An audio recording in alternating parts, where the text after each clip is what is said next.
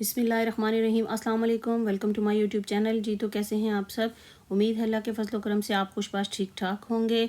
तो आज मैं आपके साथ बहुत ही सिंपल सी एक देसी लंच की रेसिपी शेयर करने जा रही हूँ, जिसमें मैंने बनाए हैं बेसनी पराठे और वो भी आटा गूंदे बगैर बनाए हैं। और इसके साथ मैंने चाटी का मक्खन जिसे कहते हैं, कुछ लोग जानते होंगे और उसके टेस्ट से भी वाकिफ़ होंगे। तो आप जब ये बनाएंगे तो आपको 100% वही टेस्ट मिलेगा। ये है जी चाटी का मक्खन, और इसके साथ मैंने देसी घी भी बनाया है।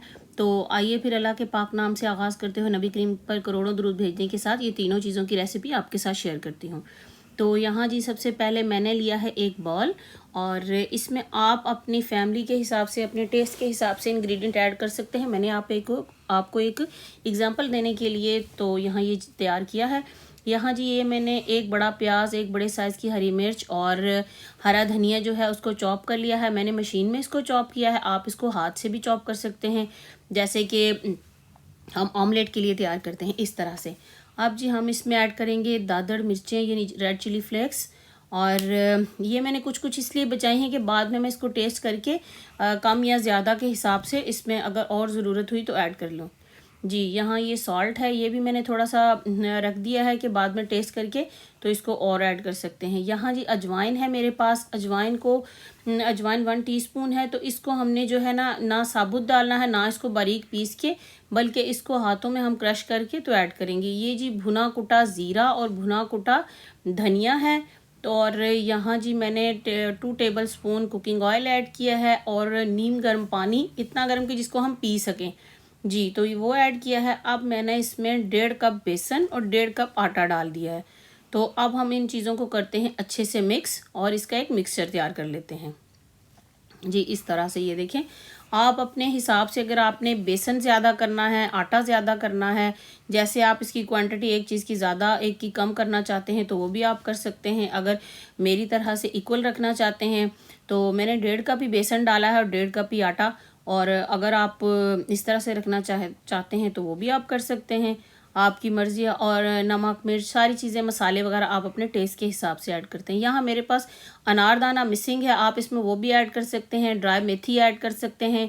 जो जो चीज़ें आपको पसंद हो या आपके टेस्ट के हिसाब से आपको अच्छी लगें, वो जी मैंने साइड पे कर दिया मिक्सचर। और यहाँ अब हम बनाते हैं जी फ्रेश बटर यानी चाटी वाला मक्खन, जो कि है ये मेरे पास जो फुल फैट हैवी क्रीम है मेरे पास। ये मेरे पास इसके 3 बैग्स हैं, तो आप अपने हिसाब से ले लीजिए। ये एक बैग 2 ml का, यानी टोटल 600 मिलीलीटर मेरे पास हैवी क्रीम है। तो इसको हम करेंगे बीटर से बीट बहुत अच्छे से।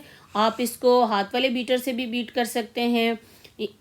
मैं इलेक्ट्रिक बीटर यूज़ कर रही हूँ, तो आप अपने हिसाब से इसको बीट कर सकते हैं। थोड़ा सा टाइम लग जाएगा उससे, लेकिन उससे भी बन सकता है।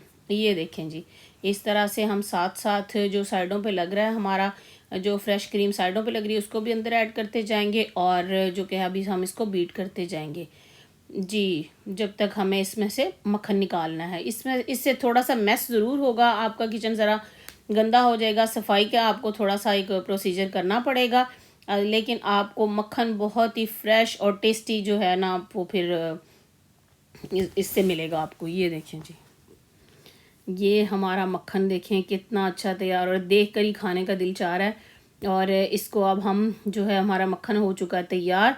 अब हम हाथों को अच्छे से धोकर मक्खन को निकाल लेते हैं इसमें से। यहाँ जी हम हाथों को धोएंगे अच्छे से, और जो है मक्खन ये देखें इस तरह से। देखें जी, माशाल्लाह से कितना प्यारा हमारे पास मक्खन का पेड़ा आया है, और बिल्कुल ताज़ा ताज़ा मक्खन। जब आप इसको खुश्क रोटी के साथ खाएंगे तो क्या ही मज़ा आपको आएगा। ये देखें, ये मेरे पास पहले से बचा हुआ कुछ मक्खन है, तो इसको मैंने ऐड कर लिया है इसी में, और पैन में ऐड कर लिया, और लो फ्लेम पर आप इसको पकने के लिए रख दें। इसमें कुछ भी आपने नहीं डालना, सिर्फ इसको लो फ्लेम पर पकने के लिए रख दें। ये जो मैंने ताज़ा मक्खन बनाया है, इसको भी आप उसी वक्त इस तरह से लो फ्लेम पर पैन में डाल कर रख दें तो आपका घी तैयार हो जाएगा। लेकिन इसमें आपने एक तो फ्लेम लो रखना है, दूसरा आपने इसको हिलाते रहना है। पैन भी आप कोशिश करें ज़रा मोटे पैंदे वाला लें, ताकि ये जले ना।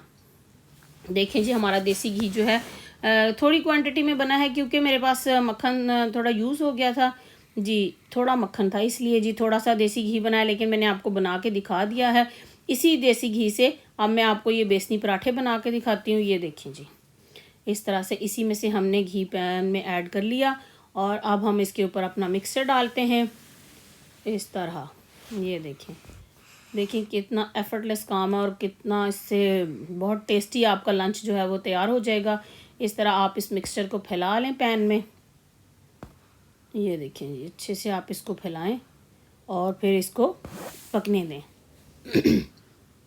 जब इसकी एक साइड कुक हो जाएगी तो फिर हम इसको फ्लिप कर लेंगे, इसकी दूसरी साइड पे से इसको कुक करेंगे। इस तरह से आप इसको जो है, ये देखिए हमारा बेसनी पराठा तैयार हो रहा है। इसी तरह से मैं आपको सारे पराठे तैयार करके दिखाती हूँ।